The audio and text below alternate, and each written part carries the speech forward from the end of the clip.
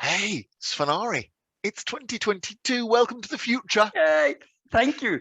Do you have any New Year's Eve traditions or turning of the year ceremonies or Oh, rituals? yes, for sure we do. So there's the traditional dining, family parties, the Prime Minister's speech, and of course, fireworks.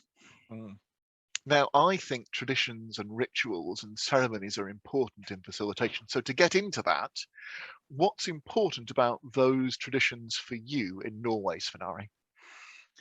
Well, they are inherent, so we cherish them. We look forward to the day. We know what's coming. It's the good feeling of an old friend, kind of. We know Mm. this day. Mm. That So helps. so for me in facilitation, one of the challenges that we have with groups is getting them to understand the unknown or face change.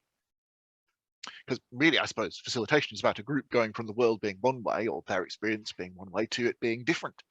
And this is hard because it's unknown.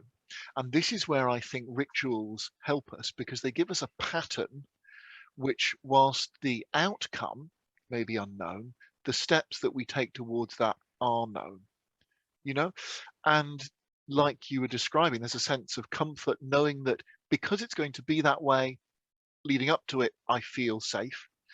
In the moment, I know the step which is happening next, so I can act more confidently, even though I'm in some sense on shifting sands and not quite certain about what's going to be coming next. So it could be that tradition rituals, they are comforting, but they could also be a hindrance, a barrier, couldn't they? Mm, there's the other thing, isn't there? Yes, there's that other view that we've always done it this way. Yes. So rituals are, well, the form must be filled in this way. No, you have to do it this. No, this person has to speak.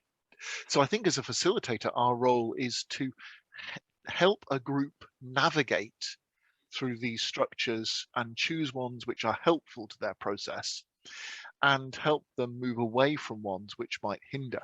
And this is when we get very aware of the group's democracy, of enabling unheard voices to be heard, difference in the group, which is interesting because, of course, as the group discovers differences and learns in itself, then that also mirrors its ability to be that way in the rest of the world.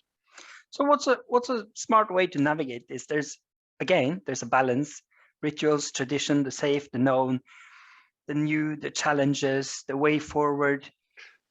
I think at its basic, these things are really simple, and there are lots of facilitation models, but I think there are just a series of steps that you can take. So it's what's the way that you want it to be? Okay. Then what's the small experiment that we can take to get there? How did that experiment go? What did we learn from that experiment? So what's our next experiment? So now that could be referred to as the improvement kata, but really that method is common across the world, just a series of very, very simple steps to help a group move forward. I think that is good thinking. And as you say, there is obviously some improvement kata in there. So I'd just like to end off this New Year's welcome to the New Year session by also remembering the good old tradition of New Year resolutions. Mhm.